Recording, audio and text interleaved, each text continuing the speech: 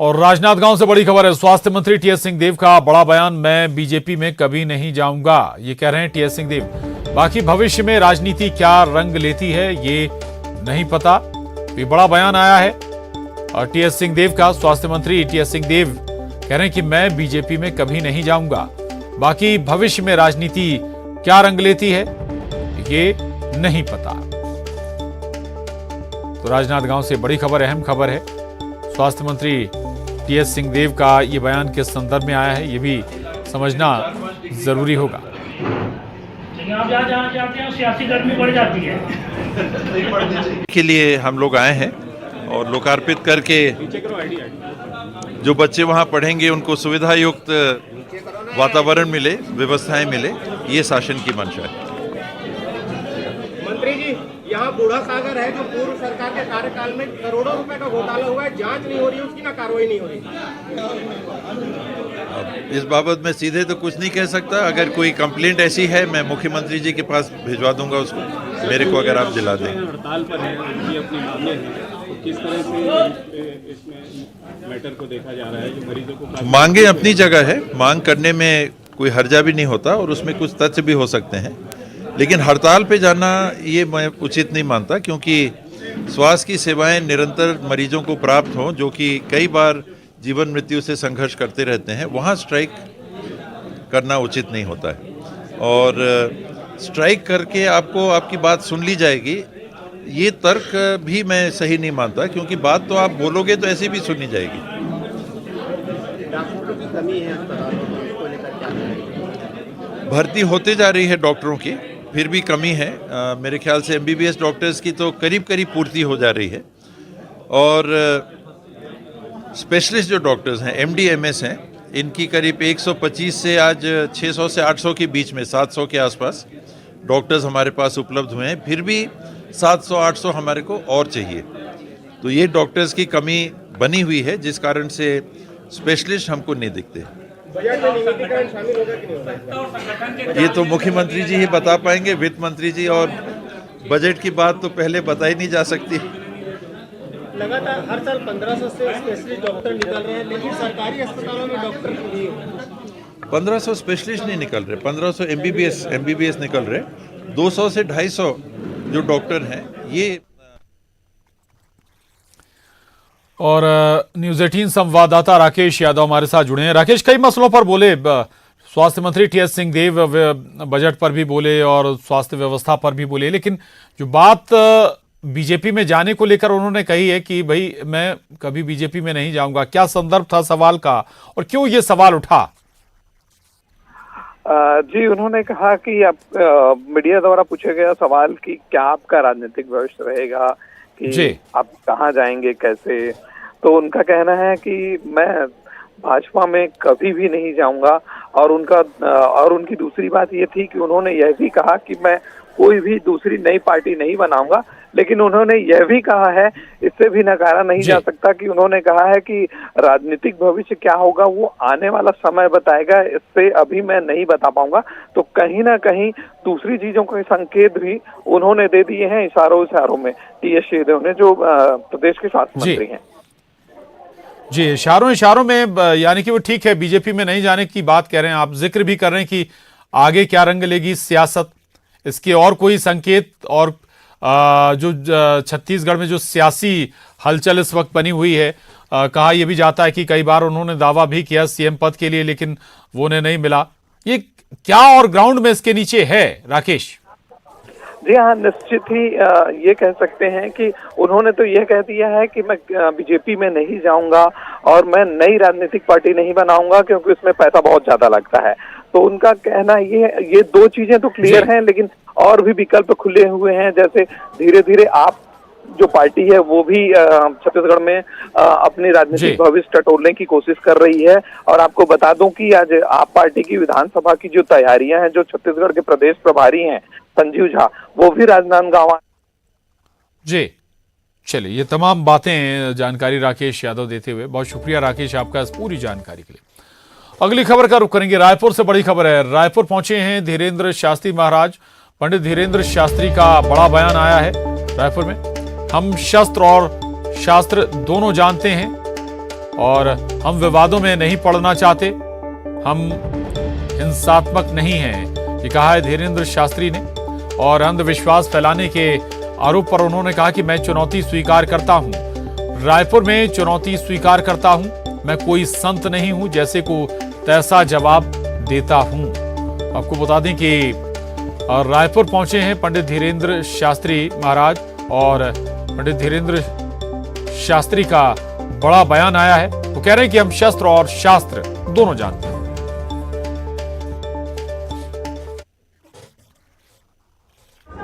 सचे sakshyam समाचरे, my dear sister, सचे साक्ष्यम समाचरे, जैसे को ऐसा बहुत आवश्यक है।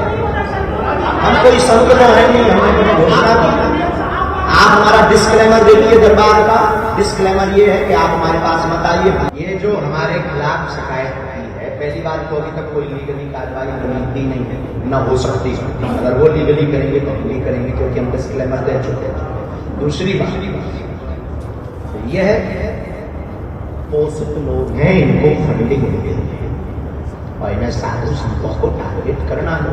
और वर्तमान में भारत में तो एक पक्ष ऐसा है जो बागेश्वर सनातन धर्म के साथ है, एक ऐसा है जो बागेश्वर सनातन धर्म के खिलाफ है। तो उनमें से खिलाफ वाले लोग हैं। देखिए, बुलडोजर वाला जो हमारा बयान था, अभी भी है, स्वरक्षा से संबंधित है।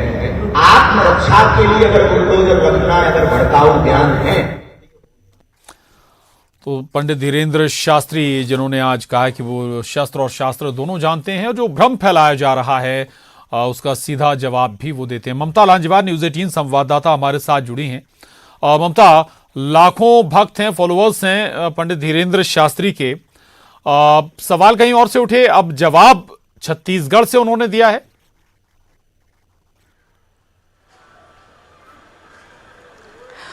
देखिए, ये जब नागपुर में गए हुए थे और वहां पर अंधश्रद्धा निर्मूलन जो समिति है उन्होंने चैलेंज किया था और ये कहा था कि वो एक्सेप्ट करें, और 30 लाख का इनाम वहां पर रखा गया था।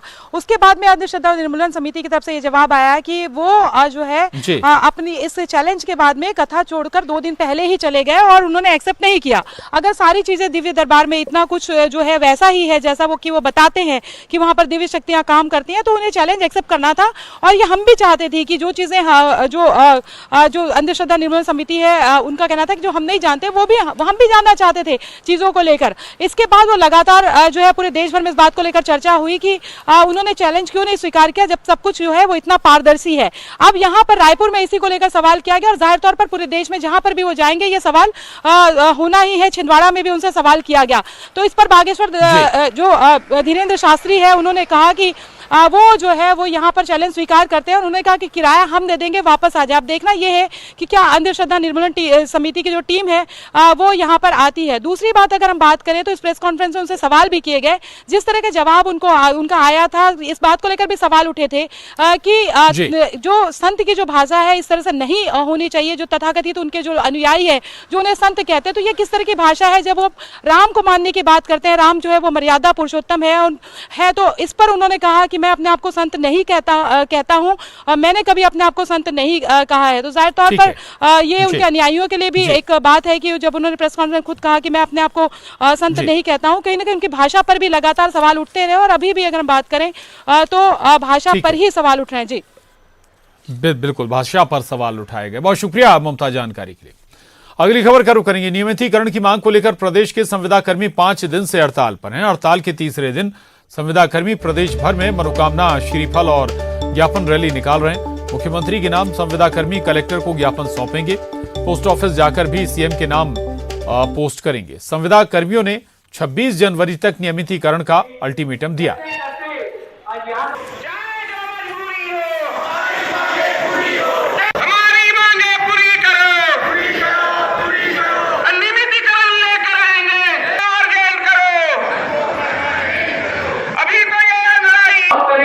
करेंगे, ये सरकार करेगी, वो सरकार करेगी, करते आगे बढ़ेंगे। छत्तीसगढ़ में पहले अंतर्राष्ट्रीय मैच को लेकर लोगों में काफी उत्साह देखने को मिल रहा है। बता दें कि भारत न्यूजीलैंड के बीच खेले जाने वाली सीरीज का दूसरा मैच रायपुर में 21 जनवरी को खेला जाएगा, जिसके लिए लगभग तैयारियां पूरी कर ली गई हैं।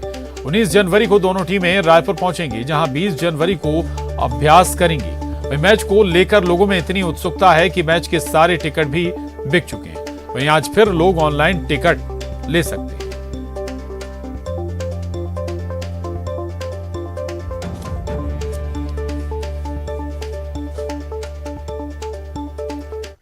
पूरी हो चुकी है और अब केवल 3-4 दिन बचे हैं मैच की। तो जो फील्ड, आउटफील्ड और विकेट का जहां तक सवाल है वो पूरी तैयारी हो गई है।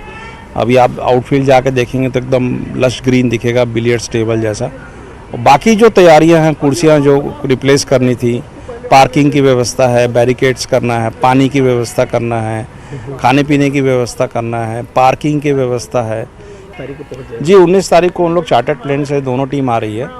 20 तारीख को प्रैक्टिस है दोनों टीम का।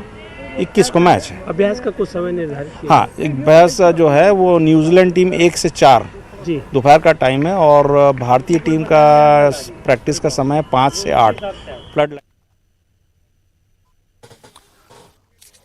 और देवव्रत भगत न्यूज़ 18 संवाददाता हमारे साथ जुड़े हुए हैं। देवव्रत, बहुत महत्वपूर्ण मुकाबला और जबरदस्त उत्साह भी है लोगों में। बताया जा रहा है कि सारे टिकट भी पहले ही फुल हो चुके हैं, सीटें बुक हो चुकी हैं स्टेडियम के अंदर।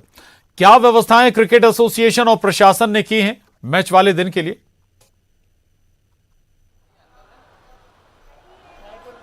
जी, क्योंकि प्रशांत पहली बार छत्तीसगढ़ में कोई इंटरनेशनल मैच होने जा रहा है और इंडिया वर्सेस न्यूजीलैंड का ये वनडे मैच होगा, जिसको देखने के लिए जबरदस्त उत्साह जो है वो पूरे प्रदेश भर में देखा जा रहा है। न सिर्फ रायपुर से बल्कि छत्तीसगढ़ के अलग अलग जिलों से दर्शक यहां पहुंचेंगे और दूसरे राज्यों से भी दर्शकों की बड़ी तादाद की संभावना यहां पर जताई जा रही है। और इसके तहत जो व्यवस्थाएं हैं वो स्टेडियम के पास की गई है। रोशनी की भरपूर व्यवस्था रहेगी। इसके अलावा फायर ब्रिगेड की टीम, मेडिकल स्टाफ की टीम तैयार रहेगी। पुलिस की सुरक्षा तो तगड़ी रहेगी ही। और जो जानकारी इस वक्त जिला प्रशासन से मिली है कि 3 लेयर में सुरक्षा के तमाम इंतजाम किए जाएंगे, जहां दर्शकों की सुरक्षा के भी इंतजाम रहेंगे, तो वहीं खिलाड़ियों के लिए भी विशेष व्यवस्था की गई है। चाहे वो ड्रेसिंग रूम हो या उनके ठहरने की व्यवस्था हो, ये तमाम व्यवस्थाएं कर ली गई है। रही बात टिकट की, तो एक बार फिर से मौका जो है वो दर्शकों को दिया गया है। इसके लिए ऑनलाइन बुकिंग जो है वो फिर एक बार शुरू की गई है। मैच को लेकर के जबरदस्त उत्साह है क्योंकि इस वक्त टीम इंडिया अपने पूरे फॉर्म। ठीक है, चलिए, बहुत शुक्रिया आपका इस पूरी जानकारी के लिए देवव्रत, धन्यवाद। आगे बढ़ेंगे। रायपुर से बड़ी खबर है। बीजेपी राष्ट्रीय कार्य समिति से रायपुर लौटे अरुण साव। रायपुर लौटते ही अरुण साव ने सीएम पर निशाना साधा है। धान खरीदी पर मुख्यमंत्री के बीजेपी को दिए जवाब पर कहा कि सीएम विपक्ष के किसी भी सवाल पर जवाब नहीं देते। विपक्ष के सवाल पर सीएम इधर उधर की बातें करते हैं और सीएम भूपेश बघेल ने भाषण देने के अलावा कोई काम नहीं किया। 4 सालों में राज्य में कांग्रेस की सरकार ने कुछ भी नहीं किया है। आज एक प्राइमरी स्कूल भी नहीं बना है, न पुल, पुलिया, सड़क, स्कूल, अस्पताल, किसी तरह का कोई काम विकास का इन 5 वर्षों में राज्य की कांग्रेस सरकार ने नहीं किया है। हर मोर्चे पर राज्य की कांग्रेस सरकार फेल रही है। देखिए, कभी भी जब विपक्ष की ओर से, जनता की ओर से आरोप लगता है, प्रश्न पूछे जाते हैं, तो मुख्यमंत्री जी उसका उत्तर देने के बजाय प्रत्यारोप करते हैं। ये संवैधानिक दायित्व से भागने का काम है। और रायपुर से बड़ी खबर है। प्रदेश बीजेपी पर पीसीसी अध्यक्ष का बड़ा हमला। बीजेपी के नेता कार्यकर्ता हताशा के दौर में हैं, ये कहना है मोहन मरकाम का। बीजेपी नेताओं में सिर्फ फुटबॉल की स्थिति बनी हुई है। एक दूसरे को नीचा दिखाने का काम हो रहा है। 15 साल सरकार में रहकर भी 14 सीटों पर बीजेपी सिमट गई है। अब 2023 में कांग्रेस की एक बार फिर से सरकार बनने जा रही है। 2023 में कांग्रेस का सरकार बनना तय है। 15 साल भारतीय जनता पार्टी की सरकार रहने के बाद 14 सीटों पर सिमट गई है। भारतीय जनता पार्टी के कार्यकर्ता हताशा, निराशा की दौर से गुजर रहे हैं। भारतीय जनता पार्टी के नेताओं में सिर्फ फुटबॉल की स्थिति है। कोई नेता एक दूसरे को सम्मान नहीं करते, एक दूसरे को नीचा गिराने का प्रयास करते हैं। तो मुझे नहीं लगता कि इस जो संकल्प है, उस संकल्प में भारतीय जनता पार्टी दूर दूर तक कहीं नहीं दिखती। अगली खबर का रुख करेंगे। आपको बता दें, रायपुर से एक और अहम खबर। आज छत्तीसगढ़ के दौरे पर आएंगे पूर्व केंद्रीय मंत्री अरुण यादव। रायपुर में कांग्रेस के वरिष्ठ नेताओं से वो मुलाकात करेंगे। कल पीसीसी दफ्तर में प्रदेश कार्यकारिणी की बैठक भी लेंगे। बैठक में प्रदेश अध्यक्ष मोहन मरकाम भी मौजूद रहेंगे। हाथ से हाथ जोड़ो यात्रा में नियुक्त पर्यवेक्षकों की बैठक लेंगे। 26 जनवरी से शुरू हो रहा है हाथ से हाथ जोड़ो अभियान। हाथ से हाथ जोड़ो यात्रा को लेकर दिशा निर्देश भी देंगे पूर्व केंद्रीय मंत्री।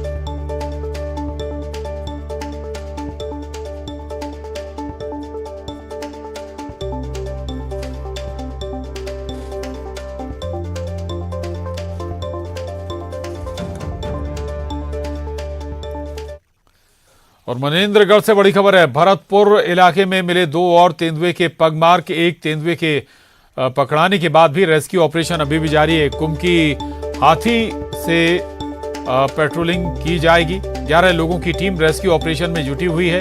जंगल सफारी और कानन पिंडारी से पहुंचे हैं एक्सपर्ट। तो ये बड़ी खबर है मनेंद्रगढ़ से। आपको बता दें कि भरतपुर इलाके में 2 और तेंदुए के पगमार्क मिले हैं।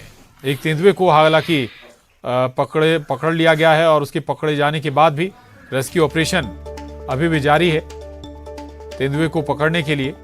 और कुंभकी हाथी से इसके लिए पेट्रोलिंग की जाएगी।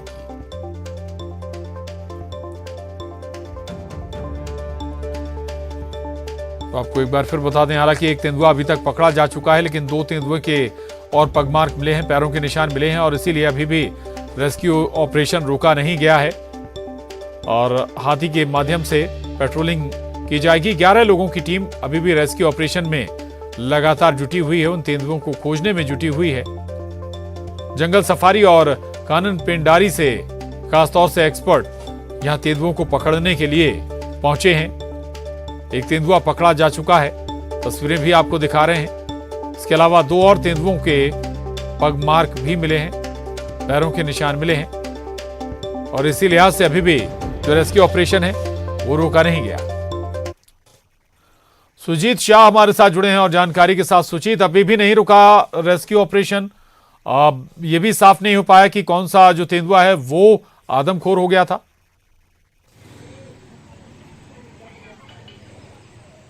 जी बिल्कुल, 3 तेंदुओं की बात वन अमला कर रही थी, एक्सपर्ट की टीम कर रही थी। 3 अलग अलग जो पग मार्क मिले थे, जिसके आधार पर एक्सपर्ट की टीम कह रही थी कि 3 तेंदुआ है, लेकिन वर्तमान में अभी जो तेंदुआ पकड़ा है उसको जंगल सफारी रायपुर ले जाया गया। वहीं जो 2 अलग अलग पग जो मिले थे जिसकी जांच कर रही है टीम, साथ ही जो एक्सपर्ट की टीम आई हुई थी वो वापस रवानगी हो गई है। वहीं जो हाथी जो सरगुजा से लाया गया था, तीरथ राम हाथी का जो नाम था, उसे भी वापसी कर दिया गया है। अब जो यहाँ पे जो ग्राउंड जीरो पे जो दल काम करेगी वो है चौकीदार। जो वन अमला के साथ अब चौकीदार की टीम जो सर्चिंग करेगी और वहां से जो पिंजरे जो लगाए गए थे, कुछ पिंजरे वहां से वापस निकाल लिए गए हैं और जहां जहां पग मार्क मिले हैं वहां से फिर से जो चारा उनको शिकार के लिए डाला जाएगा। और आज देर शाम तक फिर ये सर्चिंग ऑपरेशन जो स्थानीय चौकीदार, गांव के जो चौकीदार कहते हैं, जहां 10 से 12 पंचायतें जहां प्रभावित है वहां पे फिर से सर्चिंग किया जाएगा। वहीं वन अमला इस बार करेगी और चौकीदार के साथ मिलकर ये सर्चिंग ऑपरेशन किया जाएगा। वहीं जो एक्सपर्ट की टीम आई थी, जो अंबिकापुर से, कानन पंडारी से, कांकेर से, रायपुर से, वो वापस के लिए रवानगी हो गए हैं। वहीं वर्तमान में जो है सर्चिंग ऑपरेशन जो है चौकीदार के माध्यम से किया जा रहा है। बिल्कुल बिल्कुल, चौकी अभी भी जो सर्चिंग ऑपरेशन वो चल रहा है। शुक्रिया जानकारी के लिए, धन्यवाद। और अब रुक करेंगे 25 सेकंड 25 खबर का। राजनांदगांव में स्वास्थ्य मंत्री टीएस सिंहदेव का बड़ा बयान, मैं बीजेपी में कभी